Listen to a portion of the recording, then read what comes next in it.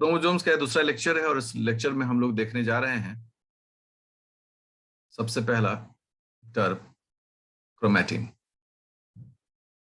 Chromosome का ही हिस्सा चल रहा है, अभी अलग अलग पहलू को देख रहे हैं। क्रोमैटिन क्या है? क्रोमैटिन एक न्यूक्लियोप्रोटीन है। क्योंकि अंत में दो चीजें हैं इसमें, एक तो क्रोम और एक इन। तो क्रोमोसोम में अगर कोई प्रोटीन जुड़ा हो,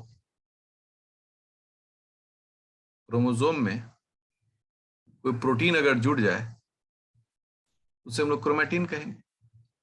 क्रोमा और ये इन, ठीक है ना, टिन कैसे क्रोमैटिन। सबसे पहला जो चीज क्लैरिटी होना चाहिए कि भाई क्रोमैटिन जो है ना वो न्यूक्लियोप्रोटीन है। अब जैसा कि हम लोग सब लोग जानते हैं कि डीएनए है क्रोमोसोम, तो डीएनए और डीएनए के साथ क्या जुड़ता है? तो डीएनए के साथ जुड़ता है nuclear proteins. Nuclear proteins, nuclear proteins दो प्रकार के देखे जाते हैं। न्यूक्लियर प्रोटीन्स दो प्रकार के होते हैं, एक स्टोन्स कॉमन है, यही सबसे कॉमन यही है, और दूसरा है प्रोटामाइन। प्रोटामाइंस स्पेसिफिक है, मतलब कुछ खास समय पर यह काम करने के लिए आता है। कॉमन में हिस्टोन है, बट हमें दोनों चीजों के बारे में पढ़ना चाहिए, ठीक है। इससे पहले क्रोमैटिन के जादू को हम समझने की कोशिश करें, we need to study nuclear proteins. अगर न्यूक्लियर प्रोटीन को हम समझ जाते हैं तो क्रोमैटिन के काम करने के तरीकों को भी समझने में हमारी आसानी हो जाएगी। क्यों? क्योंकि हम दोनों प्रोटीन के नेचर को मतलब जानते हैं। आइए झटपट पहले देख लेते हैं न्यूक्लियर प्रोटीन को ही, तभी आगे बढ़ेंगे हम लोग।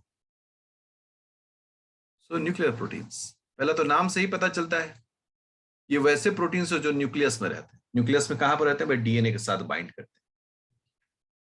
अब देखो डीएनए क्या है? DNA negative charge. क्यों नेगेटिव चार्ज है? क्योंकि उसमें फॉस्फेट बैकबोन है, फॉस्फेट बैकबोन। और फॉस्फेट बैकबोन कहने का मतलब हो गया कि फॉस्फेट पर जो है ना वो तो बाबू नेगेटिव ही चार्ज रहता है, एक ऐसे नेगेटिव चार्ज। तो DNA is negative charge, negatively charged. और ये जो न्यूक्लियर प्रोटीन्स होते हैं, ठीक है ना, ये जो न्यूक्लियर प्रोटीन्स हैं, तो अगर ये नेगेटिवली चार्ज होगा तब तो फिर नेगेटिव नेगेटिव रिपल्स करेगा, ये हो जाता है पॉजिटिव चार्ज, ठीक है। अब मुद्दा है कि न्यूक्लियर प्रोटीन पॉजिटिव चार्ज होता है, तो आखिर न्यूक्लियर प्रोटीन में कौन अमाइनो एसिड्स होते हैं? कौन अमाइनो एसिड्स होते हैं जो पॉजिटिव चार्ज हो, जो पॉजिटिव चार्ज हो? और पॉजिटिवली चार्ज किस पर? एट pH इक्वल टू 7, मतलब न्यूट्रल pH पर। तो ऐसे तीन अमाइनो एसिड का नाम हम सब लोग जानते हैं, लाइसीन, आर्जिनिन एंड हिस्टिडीन। ये तीनों अमाइनो एसिड जो हैं वो पॉजिटिवली चार्ज होते हैं at pH 7, means neutral pH पर। तो फंडा दिमाग का एकदम क्लियर हो गया कि न्यूक्लियर प्रोटीन जो है भाई वो positively charge amino acid rich होने वाला है, तभी ये बात समझ हमारी आ जाएगी। साइंस है, साइंस में कुछ भी स्टोरी नहीं होता है। हम लोग धर्म की किताबों को पढ़ते तो उसमें पहले लिखता है कि हाँ हमारी सोच उतनी विकसित नहीं है कि हम इस चीज को समझ सकें, तो वहां हम लोग बोलते हैं कि वो हमारे सोच से परे है, इसलिए हम उसे चमत्कार मान लेते हैं। और जब हमारा सोच हिल जाता है तो हम उसे अंधविश्वास मान लेते हैं। लेकिन यहाँ विज्ञान क्या कहता है कि हर ऐसे विश्वास को जिसके पीछे कोई तर्क नहीं है, उसको एक तर्क तक लाना रिसर्च के द्वारा, तभी वो विज्ञान कहलाता है। अब हिस्टोन की बात करते हैं, सबसे परिचय लेना शुरू करते हैं हिस्टोन्स, ठीक है। आपको जान के बहुत अच्छा लगेगा, कंजर्व्ड है।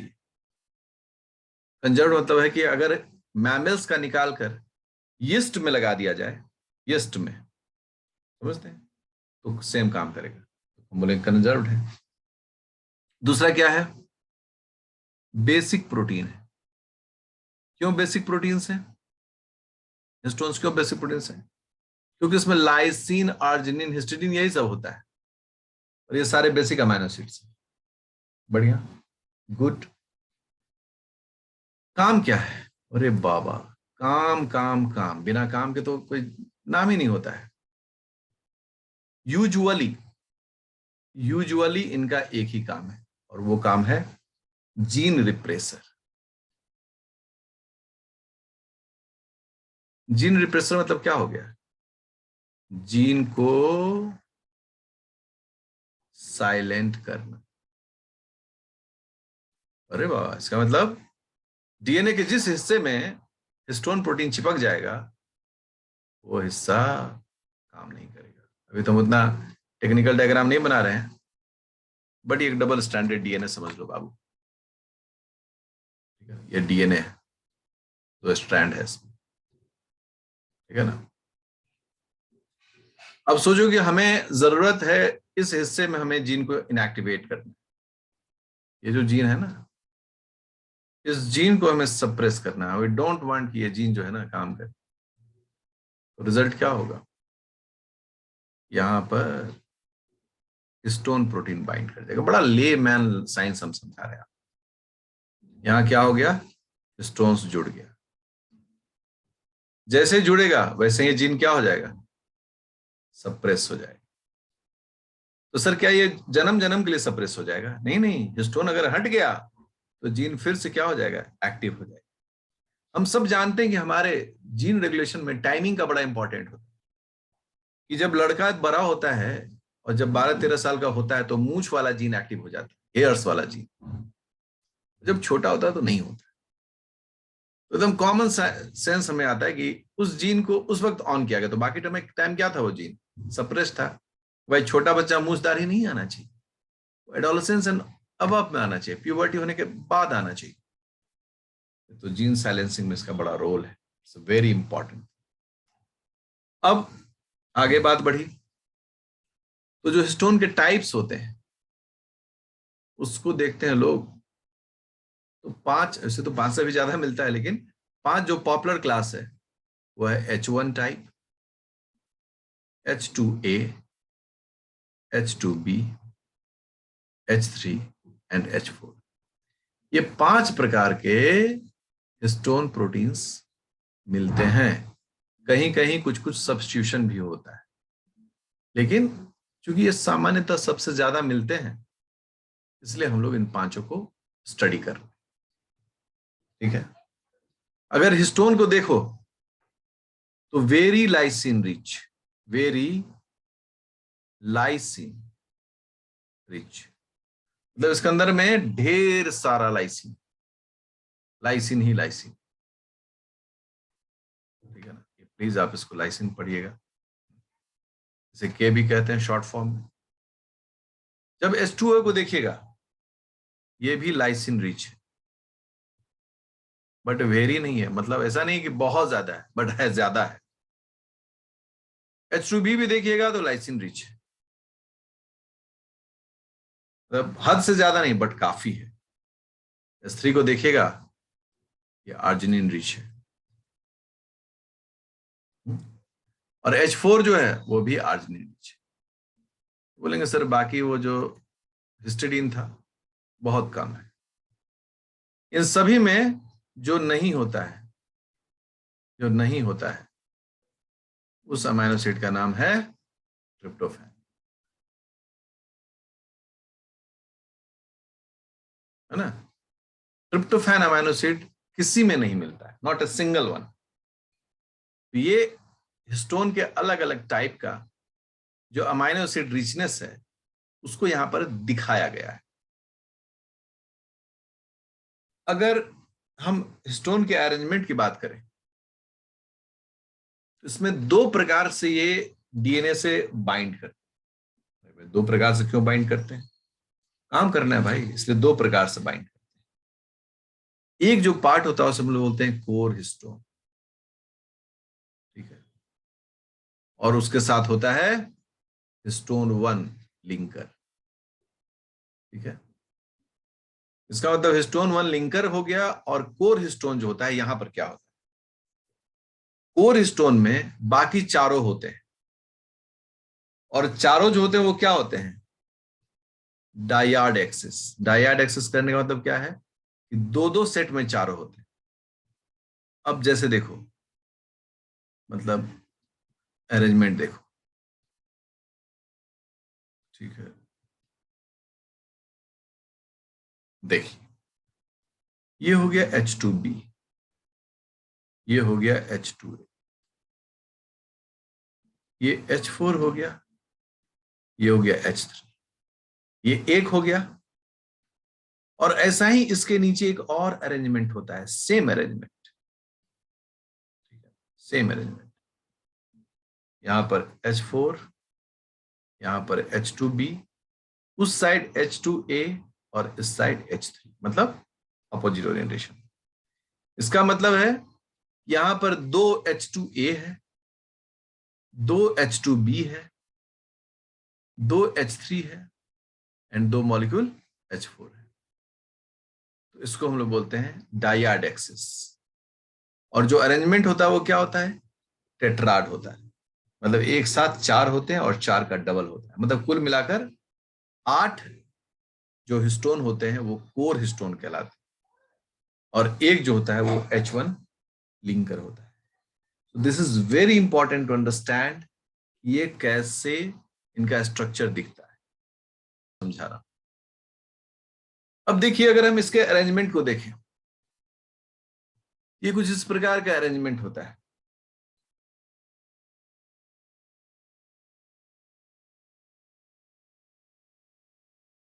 देखिए ये जिगजैग अरेंजमेंट, ठीक है। यहां जो बीच में आप देख रहे हैं ये आप समझ गए, चारों हैं इसमें डबल करके। देखिए ये क्या है, ये कोर हिस्टोन है। कोर हिस्टोन में क्या होता है, सब दो दो होता है ना। दो H2B, दो H2A, दो H3, दो H4, ये हो गया, ये हो गया इसके साथ। ये जो ब्लू आप देख रहे हैं स्ट्रैंड, एक्चुअली ये डीएनए, डबल स्ट्रैंडेड डीएनए,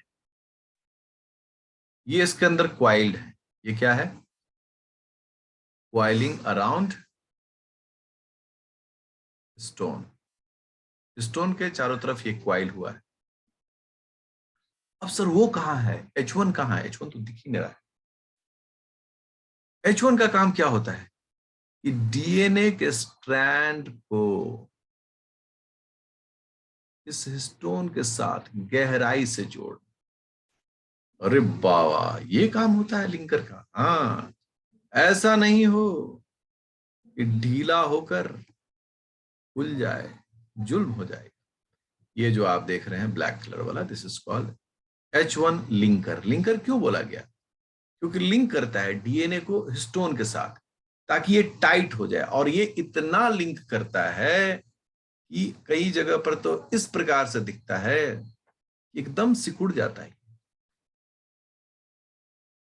गौर करो सब लोग, दिख रहा है कितना नजदीक ये सिकुड़ गया है। Just see it. साइंस है, साइंस को समझने पर जोर देना चाहिए।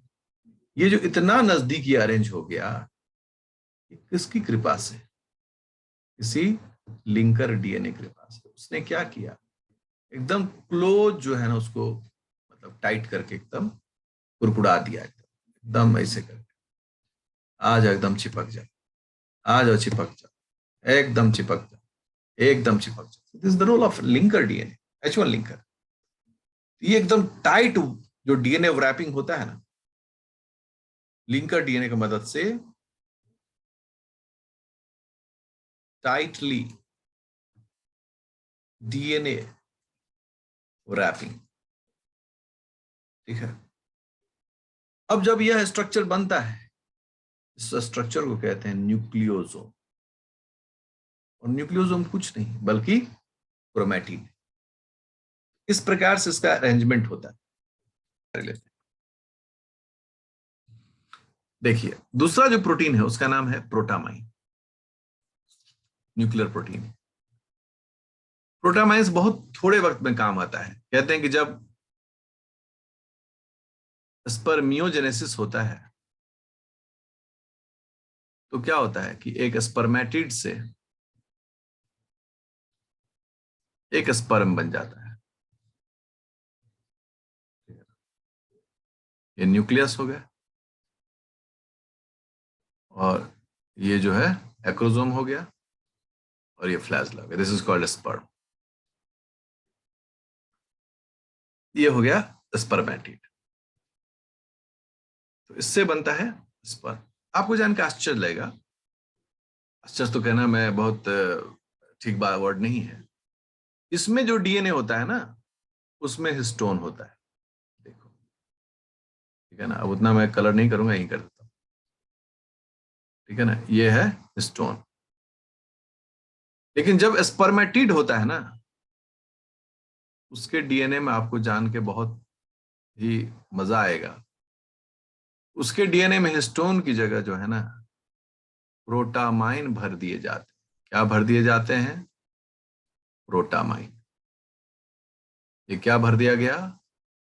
प्रोटामाइन। अर्थात इस प्रक्रिया में हिस्टोन बाहर निकल जाता है और प्रोटामाइन जोड़ दिया जाता है। क्यों जोड़ दिया जाता है? क्योंकि प्रोटामाइन जो है ना वो न्यूक्लियस को क्रिस्टलाइन बनाने में मदद करता है। क्योंकि स्पर्म को क्या पता है कि कब फर्टिलाइज करेंगे, कब हमारा डीएनए काम करेगा। तब तक वो अपने आप को सेव करके रखना चाहता है कि मेरे डीएनए में कुछ परिवर्तन ना हो जाए, खतरा ना हो जाएगा जी। एकदम डीएनए कंजर्व रहना चाहिए, कुछ भी डैमेज नहीं होना चाहिए। तो हिस्टोन के साथ ये संभावना हो सकती है कि वो डैमेज हो जाए, तो हिस्टोन को हटा के वो प्रोटामाइन डाल देता है। अब एकदम क्रिस्टलाइन फॉर्म आ गया, डीएनए में कोई चेंज नहीं। और जब फर्टिलाइजेशन के बाद ये डीएनए एग में चला जाता है तो फिर एग के अंदर में प्रोटामाइन को बाहर निकाल के और हिस्टोन वहां पर डाल दिया जाता है। Back in action. ये है प्रोटामाइन।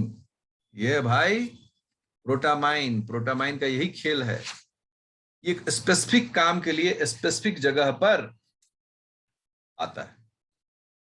तो point to be noted milord, इसको कभी भूलने की जरूरत एकदम नहीं है। Do not try to forget stone को, स्टोन एंड प्रोटामाइन। प्रोटामाइन के बारे में एक और बड़ा यूनिक इंफॉर्मेशन कि प्रोटामाइन आर्जिनिन रिच है। जबकि हम लोग हिस्टोन में क्या देखे थे? Lysine and arginine rich. यहां पर क्या भाई? ये आर्जिनिन रिच है। So these are the information related to protamine. Chromatin दो प्रकार के होते हैं। हेट्रोक्रोमेटिन पढ़े होंगे सब लोग, एंड यूक्रोमेटिन। बट ये फिक्स नहीं है, ये चेंज हो सकता है, इंटरकन्वर्टेबल होता है। कुछ ही कुछ होते हैं जो एकदम फिक्स है हेट्रोक्रोमेटिन। अब हेट्रोक्रोमेटिन और यूक्रोमेटिन का मतलब क्या? तो बोलते हैं जब जब इस क्रोमोसोम को देखिएगा तो कुछ ऐसा दिखता है।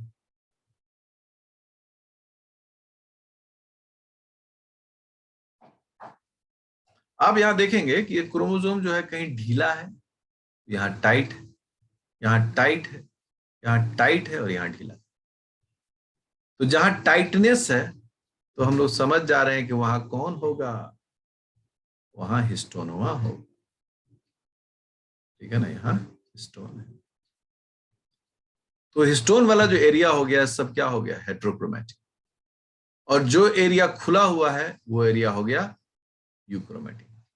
तो यूक्रोमेटिन थोड़ा ढीला ढाला होता है, हेट्रोक्रोमेटिन थोड़ा टाइटली पैक्ड।